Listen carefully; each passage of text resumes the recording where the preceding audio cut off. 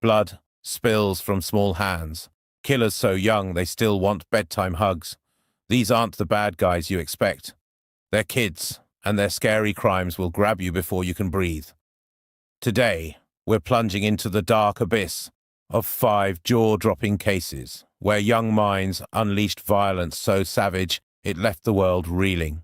These stories span decades and continents, proving evil doesn't care about age or borders. We're counting down from 5 to 1, building to the most evil child in history. Number 5. Graham Young, the teacup poisoner. Graham Young, a 14-year-old from London, turned the humble teacup into a vessel of death. Known as the teacup poisoner, this kid crafted nightmares with a precision that'd make a seasoned assassin jealous. Graham Young came into this world in 1947, born in the gritty suburb of Neasden, London. His mother died when he was just a baby, leaving him with his father, Fred, a man who'd remarry a woman named Molly and an older sister, Winifred. On the surface, it was a typical working-class family, but beneath that facade, Graham was brewing something sinister. By age 11, he was hooked on chemistry. He devoured books on toxicology, idolized poison-wielding killers like Dr. Harold Crippen, and even started swiping chemicals from school. While other kids collected stamps, Graham collected deadly secrets, scribbling notes in a hidden lab of his own making. His family had no clue they were living with a ticking time bomb. The terror began in 1961, when Graham, barely 14, decided to turn his experiments into reality. His first target, his stepmother, Molly Young. He slipped antimony, a toxic metal that eats you from the inside, into her tea, watching as she crumbled. It started with violent vomiting, then her hair fell out in clumps, and soon her organs began shutting down. Doctors were stumped, chalking it up to some mystery illness. But Graham knew the truth. Molly died in April 1962. A slow, torturous end, and Graham didn't shed a tear. But he wasn't done. Next, he dosed his father, Fred, with the same poison, landing him in the hospital with searing stomach pain. His sister, Winifred, got a taste too. Her morning brew leaving her doubled over, barely alive. Even schoolmates weren't safe. He spiked their lunches, turning classrooms into scenes of chaos as kids clutched their guts in agony. Graham's method was diabolically simple. A pinch of death in tea or food, then he'd sit back, eyes gleaming, studying their suffering like a scientist with a petri dish. The House of Horrors couldn't stay hidden forever. By late 1962, Fred Young started piecing together the puzzle. His wife was dead. He'd nearly followed her. And Winifred's sickness mirrored his own, all while Graham hovered nearby, eerily calm. Suspicion turned to action when Fred tipped off the police, who swooped in and tore apart Graham's room. What they found was a goldmine of terror. A diary, meticulously detailing every dose, every symptom, every reaction, like a cookbook for murder. He'd even jotted down plans for future victims. Arrested at 14, Graham didn't flinch. Doctors poked and prodded, diagnosing him with a personality disorder, hinting at a mind warped by isolation and a twisted admiration for Nazi experiments. The courts didn't mess around. He was packed off to Broadmoor Hospital, a fortress for Britain's most dangerous minds, locked away by 1962. At an age when most kids were chasing dreams, Graham was caged for turning his into nightmares. He'd stay there 9 years, leaving the world to wonder, could a kid this cold ever be fixed? In 1971, at 23, Graham walked free, declared cured by doctors who clearly missed the memo on evil. He didn't waste a second. Within months, he landed a job at a photography factory in Bovingdon, Hertfordshire, and the poison games started anew. This time, he traded antimony for thallium, a silent killer that mimics natural illness.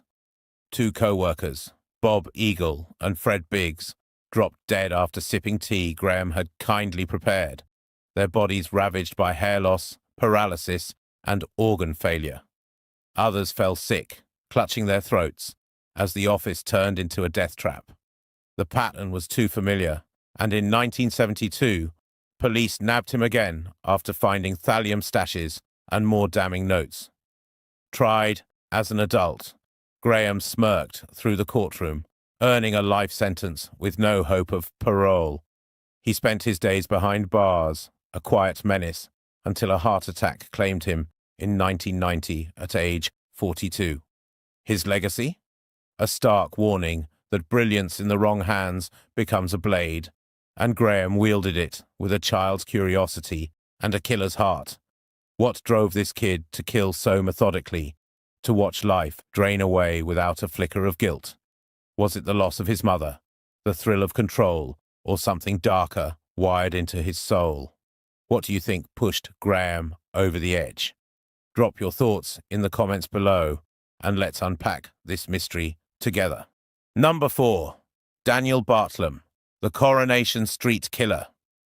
In the quiet streets of Nottinghamshire, England, 14-year-old Daniel Bartlam turned a late-night TV binge into a blood-soaked horror show. Dubbed the Coronation Street Killer, this teen didn't just watch his favorite soap opera, he lived it, swinging a hammer in a crime so brutal it left a nation gasping. Daniel Bartlam grew up in Redhill, a sleepy corner of Nottinghamshire. Born in 1996, he shared it with his mother, Jackie, a hard-working single mom, and his younger brother, Dominic. To neighbours, Daniel was a soft-spoken kid, blending into the background like a shadow. But beneath that unassuming exterior, something was simmering. By 14, he'd latched onto violent media, hours spent glued to shows dripping with gore. His obsession zeroed in on Coronation Street, a British soap opera millions watched for drama, not death. One storyline hooked him hard, a character named John Stape, bludgeoning someone with a hammer. Daniel didn't just enjoy it, he studied it, his quiet life masking a mind that was starting to fracture. Jackie saw a moody teen. She didn't know she was raising a ticking bomb ready to explode on Easter Sunday 2011. That explosion came on April 25th, 2011. It was late, and Jackie Bartlam was asleep, but Daniel had other plans. Inspired by that Coronation Street episode, he crept into her room, a claw hammer clutched in his hand. Without a sound, he brought it down on her skull, not once, but over and over, each blow shattering the silence with sickening force. Jackie never stood a chance. The attack was relentless, her life extinguished in a frenzy of violence, but Daniel wasn't done. To erase his tracks, he doused her body with petrol and struck a match, setting her ablaze in a fire that lit up the night. The premeditation was chilling. He'd scripted the murder on his computer, a twisted fan fiction mirroring the show, complete with hammer strikes and a cover-up blaze.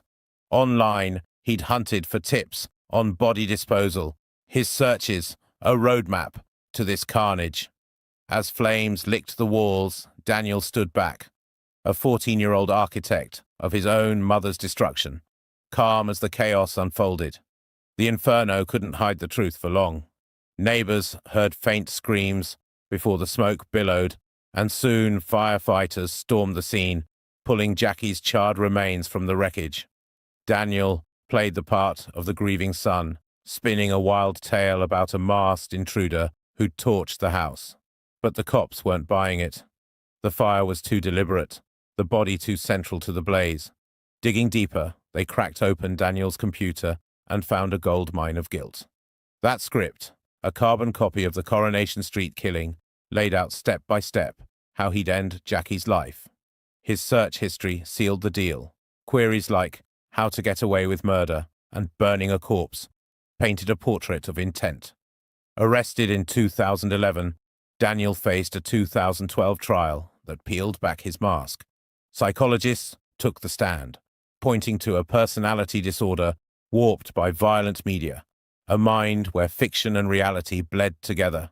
He was convicted of murder, handed a life sentence with a 16-year minimum.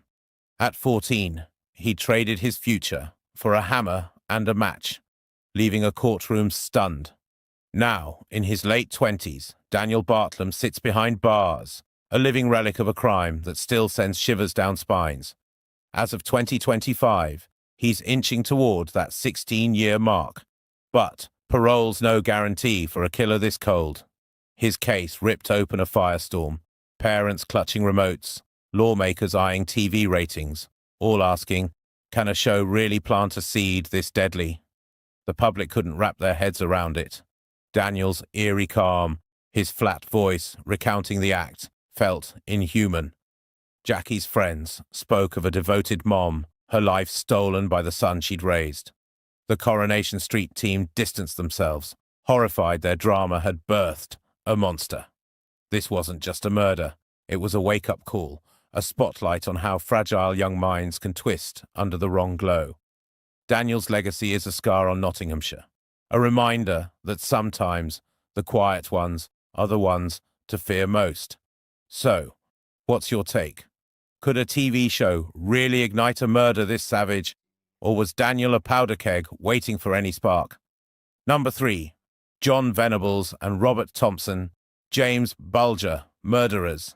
In Liverpool, England, two 10-year-olds, John Venables and Robert Thompson, unleashed a crime so monstrous it shook the world to its core. In 1993, Liverpool's Bootle district was a rough patchwork of working-class homes, and that's where John Venables and Robert Thompson came from. John, born in 1982, lived with an alcoholic father whose boozy rages left scars and a mother struggling to hold it together. Robert, also born in 82, grew up in a house ruled by violence. His father gone, his mother battered by drink and despair, older brothers dishing out beatings that toughened him early. The two met at Walton Lane Primary School, a pair of misfits united by chaos. By age 10, they were skipping classes, shoplifting, and stirring trouble, their young lives already veering off the rails. On February 12, 1993, they ditched school again, wandering into the New Strand shopping centre with no plan, just a restless itch that had soon turned deadly. That day, 2-year-old James Bulger was at the mall with his mother, Denise. She turned away for a moment, and that's when John and Robert struck. They spotted the blonde-haired toddler alone by a butcher's stall and lured him out with a casual wave, leading him through the exit into the cold afternoon. What followed was a 2.5-mile trek across Liverpool, a harrowing journey for a child barely able to walk it. Witnesses saw them dragging James along, his tiny legs stumbling, tears streaking his face, but no one stopped them, assuming they were brothers. At a secluded railway line near Walton, the horror erupted. They threw blue paint into James's eyes, blinding him, then pummeled him with bricks and fists. They grabbed a rusted metal bar and battered his skull, the blows relentless. Finally, they dropped a 22-pound iron slab onto his head, splitting it open, and left his broken body sprawled across the tracks, hoping a train would erase their work. A freight train rolled over him 2 days later, cutting him in half, his tiny form discovered on Valentine's Day, 1993. The nation froze when James vanished. Denise's frantic pleas filled the news, and blurry CCTV footage from the mall hit screens, two small figures leading a toddler away. It sparked a manhunt that gripped Liverpool, police combing streets and canals for clues. Witnesses came forward, recalling the boys with a crying child, and tips pointed to John and Robert, known troublemakers in the area. On February 18th, cops hauled them in, their grubby clothes stained with paint and blood. Under questioning, they cracked. John sobbing, Robert stone-faced, spilling details of the attack with a chilling detachment. The trial began in November 1993 at Preston Crown Court. The boys just 11, making them the youngest convicted murderers in modern British history. The courtroom saw photos of James's mangled body, heard tapes of their confessions, and faced a public baying for vengeance. On November 24th, they were found guilty of abduction and murder, sentenced to detention at Her Majesty's pleasure, set at a minimum of 8 years. Crowds outside roared in fury, pelting police vans with stones, demanding life behind bars for the pint-sized killers. In June 2001, John and Robert, now 18, walked free from secure children's units. John from Red Bank, Robert from Barton Moss, granted new identities under strict anonymity orders. The parole board deemed them reformed, but their paths split. John Venables unravelled fast. In 2010, at 27, he was caught with child molestation, hundreds of images on his computer, landing him 2 years in prison. Released in 2013, he spiraled again, busted in 2017 with more vile material, earning 3 years and 8 months. He's still locked up in 2025, a name that reignites terror. Robert Thompson faded into shadows, living quietly under his alias. No arrests, no scandals, just whispers of a man dodging the past. James's parents, Denise and Ralph, fought for longer sentences, their grief fueling a nation's trauma. The anonymity laws shield the killers, but leaks and vigilante threats keep the case alive, a wound that won't heal. Was 8 years enough for slaughtering a toddler in cold blood? Let us know your take in the comments below. Number 2. Brenda Spencer, the Cleveland elementary school shooter. In the sunlit streets of San Diego, California, 16-year-old Brenda Spencer turned a peaceful Monday morning into a bloodbath. On January 29, 1979, she unleashed a hail of bullets on Cleveland Elementary School, a tragedy capped with her infamous quip, "I don't like Mondays." Brenda Ann Spencer was born in 1962 in San Carlos, a quiet San Diego suburb, but her life was anything but serene. She lived with her father, Wallace, in a cramped house across from Cleveland Elementary, a man who'd split from her mother years earlier. Their home was a mess, piles of junk, sparse furniture, and a growing arsenal. By 16, Brenda was drowning in dysfunction. Wallace gifted her a .22 caliber rifle and 500 rounds of ammo for Christmas 1978, a present she'd later turn deadly. She battled depression and guzzled booze to numb the pain, her grades tanking as she skipped school. Teachers flagged her truancy and violent outbursts. Once, she shot out windows with a BB gun, but no one acted. Her hatred for school festered, a storm brewing behind those hollow eyes, unnoticed until it burst wide open. That storm hit on January 29, 1979, a crisp morning when kids streamed into Cleveland Elementary, laughing and carefree. Brenda watched from her bedroom window, rifle in hand, her pulse steady as she took aim. At 8:30 a.m., she opened fire, the crack of gunfire shattering the quiet. For 20 relentless minutes, she sprayed bullets across the playground. Principal Burton Ragg, 53, ran out to shield his students and took a shot to the chest, collapsing dead on the asphalt. Custodian Mike Suchar, 56, dashed to help and caught a bullet in the gut, bleeding out beside Ragg. 8 children, ages 6 to 12, fell wounded, legs pierced, arms grazed, screaming as chaos erupted. A responding cop, Robert Robb, took a round in the neck but survived. Brenda fired 36 shots, her aim erratic but deadly. Barricaded in her house, she called a reporter during the standoff and delivered her now iconic line, "I don't like Mondays, this livens up the day." The flippant words landed like a gut punch, a teenager's shrug to a massacre. Police swarmed the scene, cordoning off the street as kids huddled behind desks, parents racing to the school in panic. Brenda kept shooting, pinning officers down until they cut her phone line and stormed the house. After 6 hours, she surrendered, stepping out with hands up, her rifle tossed aside. Inside, Cops found a stockpile, hundreds of rounds, a school map marked with vantage points. Proof this wasn't a spur-of-the-moment snap.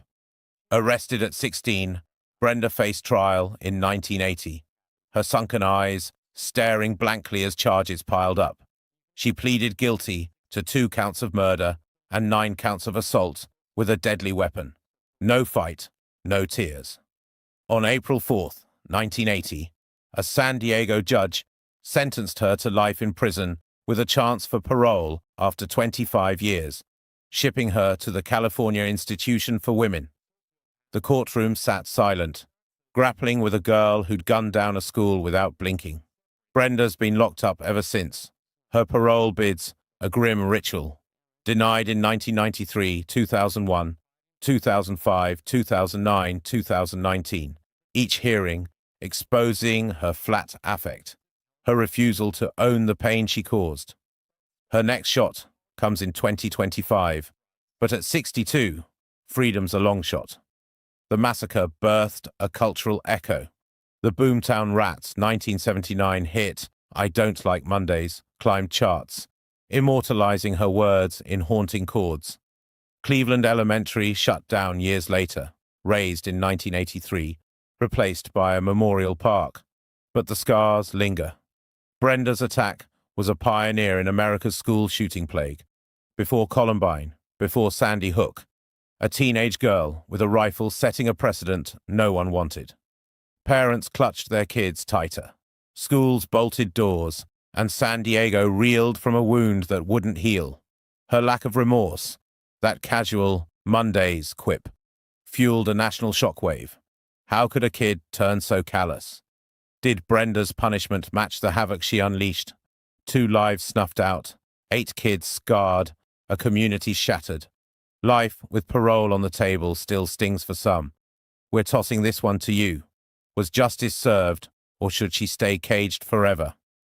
Number 1. Amarjit Sada, the world's youngest serial killer. In the dusty fringes of India, a 7-year-old boy named Amarjit Sada etched his name in blood as the world's youngest serial killer. With his tiny hands, Amarjit snuffed out infant lives in cold, calculated silence, earning a title that makes him, without a doubt, the most evil child history's ever seen. Amarjit Sada was born in 1998 in Mushahar, a dirt-poor village in Bihar, India, where survival was a daily grind. His family scraped by in a mud hut, part of a Dalit community crushed under poverty's weight. Malnutrition, disease, and death were neighbors here. Amarjit's parents, landless laborers, raised him and his siblings amid this bleakness, but no records show beatings or neglect to explain what came next. By age 7, he was a small, wiry kid with a blank stare, his voice soft, his presence ghostly. Villagers noticed his stillness.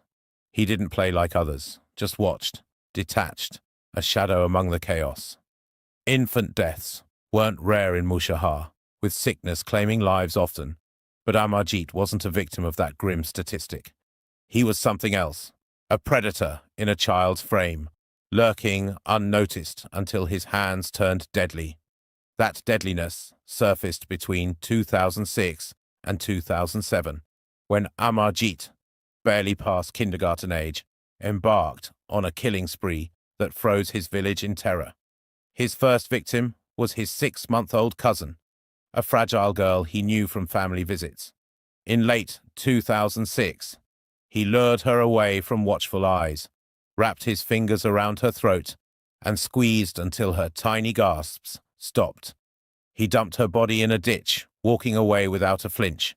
Months later, in early 2007, he struck closer, his 8-month-old sister, cradled in their hut. While his mother cooked, Amarjit strangled her, her limp form left on a mat, his face blank as ever. His third kill came in May 2007. A neighbor's 6-month-old daughter, Khushbu, just learning to crawl. He coaxed her from her mother's sight, dragged her to a field, and beat her skull with a brick, smashing until she lay still. Each time, he targeted babies, helpless, trusting, his confessions later revealing a chilling calm. "I liked it," he said. No tears, no fear, just a 7-year-old's voice, recounting murder like a game.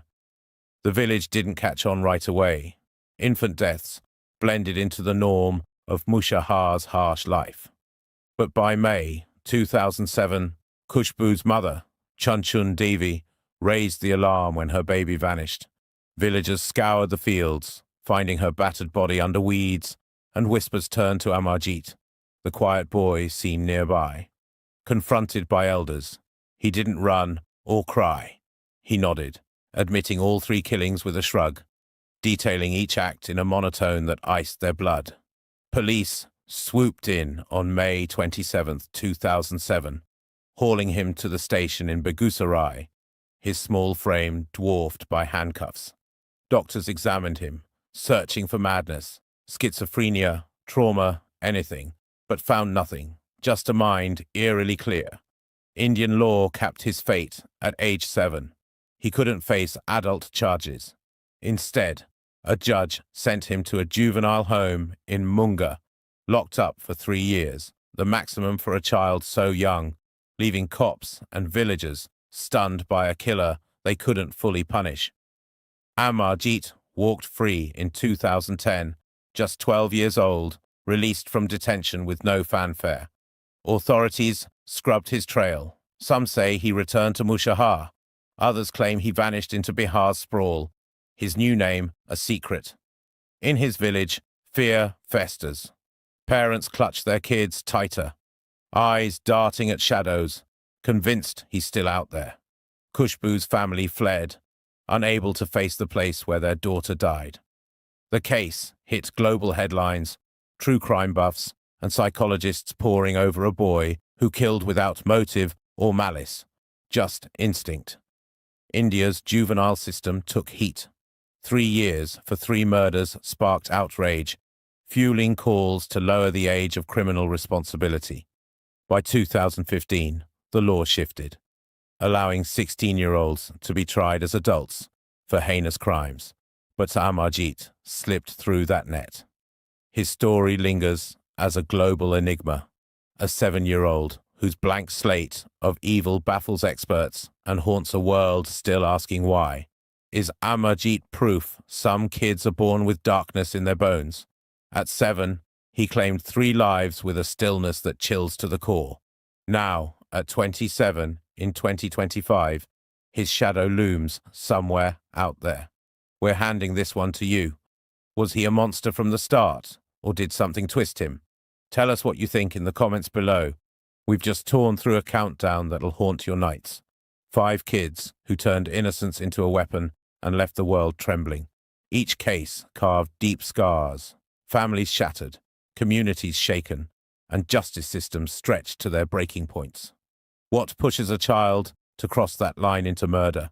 Nature wiring them wrong, nurture twisting them dark, or some abyss we can't name. These aren't just crimes. They're a brutal shove against everything we think kids should be, forcing us to stare down the edge of innocence and ask where accountability begins. Which of these gut-wrenching tales hit you hardest?